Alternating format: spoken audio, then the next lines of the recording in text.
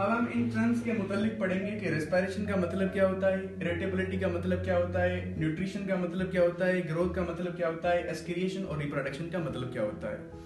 तो सबसे पहले हम आएंगे रेस्पिरेशन के ऊपर। ये टर्म है रेस्पिरेशन। रेस्पिरेशन को हम डिफाइन कैसे करेंगे?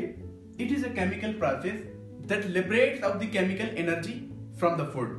फॉर एग्जाम्पल, आपका जो सेल है, सेल के अंदर मुख्तलिफ किस्म के ऑर्गेनेल मौजूद रहते हैं। ऑर्गेनेल हम कहते हैं it is a subcellular body present, subcellular structure which is present in the cell are attached to the body of the cell. तो सेल के अंदर एक ऑर्गेनेल होता है, उस ऑर्गेनेल को हम कहते हैं माइटोकॉन्ड्रिया। इसको सिंपली हम ऐसे डिफाइन करेंगे, it is power house of cell. Detail में हम आगे पढ़ेंगे, लेकिन यहां पर मैं इतना ही बताऊंगा कि mitochondria is organelle, it is considered to be the power house of the cell. इस माइटोकॉन्ड्रिया के अंदर जब भी हम कोई खाना वगैरह खाते हैं तो खाना डाइजेस्ट हो जाता है और लास्ट प्रोडक्ट में कन्वर्ट हो जाता है। उस लास्ट प्रोडक्ट को हम नाम देते हैं ग्लूकोज का।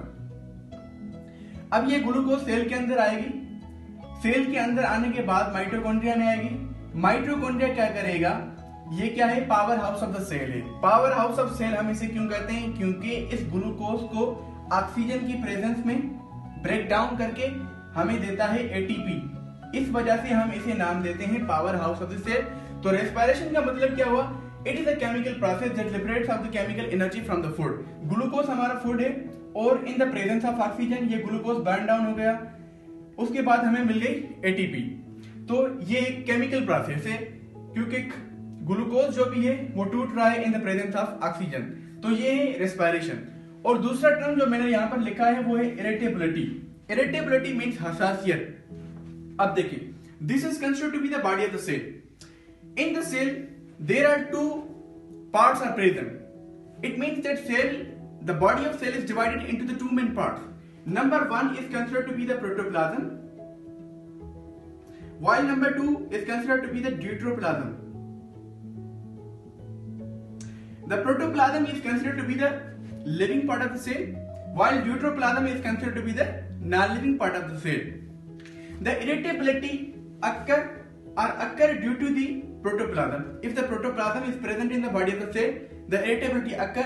That's why the cell is considered to be the living. While some parts in the cell are considered to be the deuteroplasm. Deuteroplasm means a non-living part of the cell. For example, the cell wall is considered to be the non-living structure, or the vacuole in the plant's cell. It is considered to be the non-living structures. Means the cell wall and the vacuole, these two are the deuteroplasm, while the protoplasm, all organelles in the body are considered to be the protoplasm. The protoplasm is considered to be the living part of the cell. और living part क्यों है? क्योंकि इसके अंदर irritability होती है। Irritability means हसासियत। For example, if someone touches to the body of the cell, in the cell, the environment is considered to be the intracellular environment, while the outside of cell it is considered to be the extracellular environment. There is a partition or a septum between these two environments. This partition is considered to be the cell membrane. If somebody touches to the cell membrane, a cell feels some kind of sensation. This sensation is considered to be the irritability. जब भी हम cell की किसी भी membrane को touch करते हैं तो टच करने के बाद सेल के अंदर एक किस्म की सेंसेशन होती है, तो उस सेंसेशन को हम नाम देते हैं इरिटेबिलिटी का। तो जो भी जानदार होगा उसके सेल्स के अंदर इरिटेबिलिटी वाला प्रोसेस होता है। उसके बाद आएंगे हम nutrition. The term nutrition means process और method of getting food. For example, some living organisms get their food by making own self a food. For example, these kind of living organisms are considered to be the autotrophs.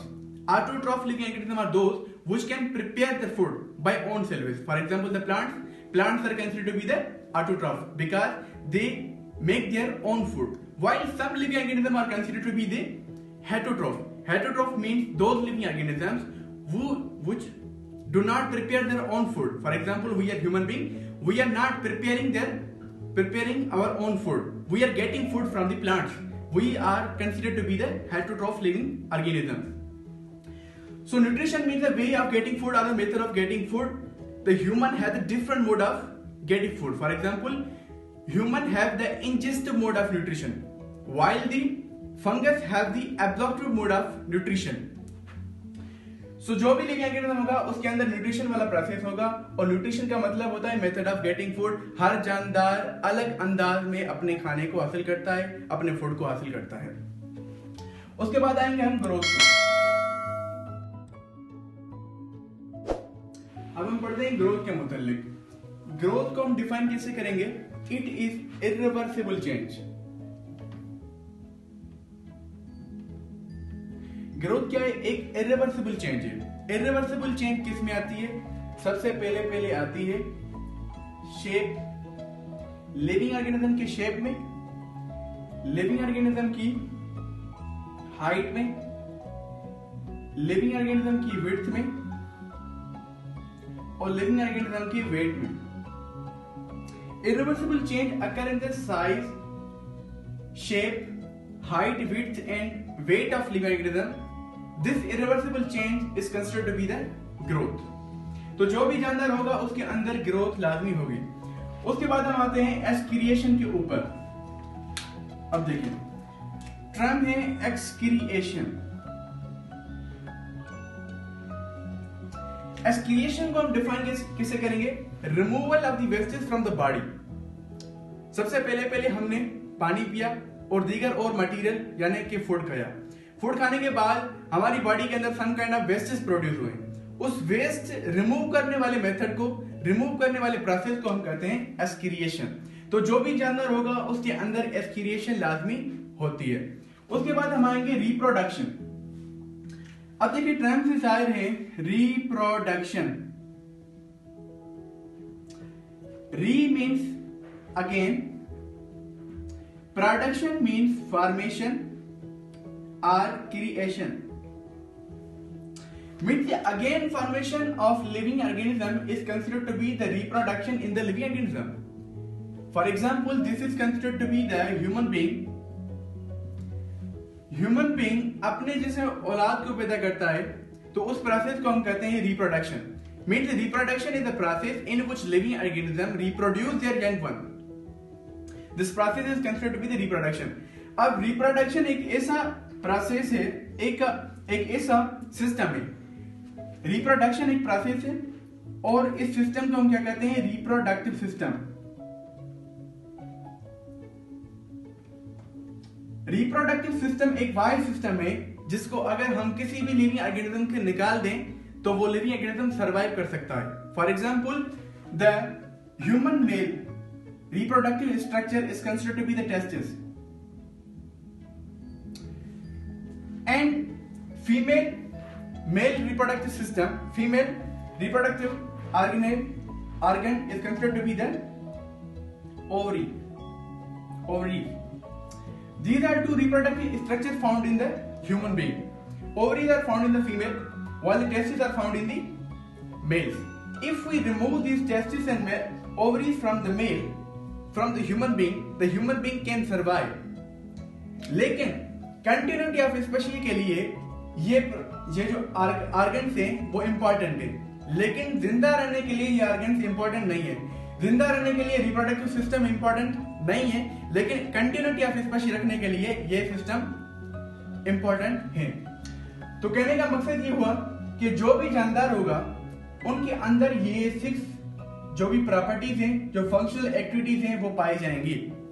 तो अब मैं कह सकता हूं कि biology it is a branch of the science that deals with study about the life.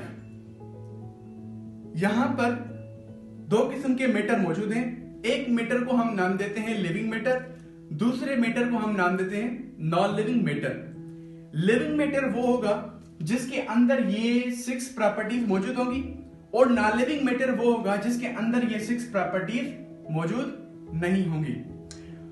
तो biology it is a branch of the science that deals with the study about the life, that deals with the study about the respiration, irritability, nutrition, growth and excretion of the matter.